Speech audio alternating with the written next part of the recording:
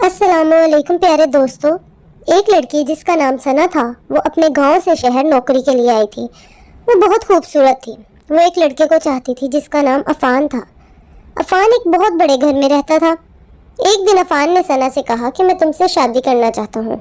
सना फौरन मान गई और कहने लगी कि मैं अपने घर वालों को खबर कर दूँ। लेकिन अफान ने मना कर दिया और कहा कि हम शादी कर लेते हैं और इकट्ठे रहकर देख लेते हैं, फिर कुछ अर्सा बाद गांव जाकर तुम्हारे वालिदैन को भी बता देंगे। सना मान गई और उन दोनों की शादी हो गई। शादी के बाद अफान उसे अपने घर लेकर आया।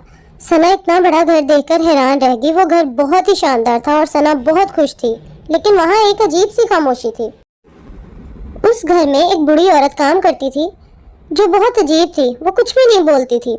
सना ने अफान से कहा, ये कुछ बोलती क्यों नहीं है? तो अफान ने उसे बताया कि वो गूंगी और बहरी है। रात को सना को नींद नहीं आ रही थी। अफान सो चुका था। सना उठी और घर में घूमने लग गई। उसे एक बहुत बड़ा दरवाज़ा दिखा। वो दरवाज़ा पहले नहीं था। सना ने बेध्यानी में वो दरवाज़ा खोल दिया। उस दरवाजे से एक हाथ बाहर आया और उसने सना को अपनी तरफ खींच लिया। सना बहुत डर गई। जब वो अंदर गई तो वहाँ एक चुड़ैल खड़ी थी। उस चुड़ैल ने कहा, डरो नहीं, मैं तुम्हें कुछ दिखाना चाहती हूँ। सना डरी हुई थी, लेकिन वो चुड़ैल के पीछे जाने लगी। उसने देखा कि 3 लड़कियों की लाशें लटकी हुई हैं। चुड़ैल ने कहा कि अगला नंबर तुम्हारा है और हमारी तरह तुम्हें भी तुम्हारा शौहर ही मारेगा। सना दरवाजे से खुद ही बाहर आ गई। उसे लगा कि जैसे उसने कोई ख्वाब देखा है। वो अपने कमरे में चली गई। अफान उठकर वॉशरूम गया। सना ने अलमारी खोली तो उसमें वही कपड़ा था जो उसने उस दरवाजे के पीछे देखा था, जिससे वो लाशें लटकी हुई थी। सना ने हौसला किया और सुबह होने का इंतजार किया।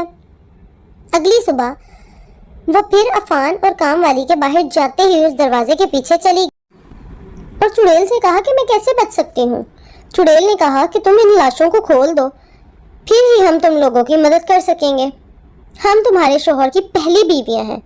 सना उन लाशों को खोलने लगी। इतनी देर में अफान और वो बूढ़ी औरत आ गए।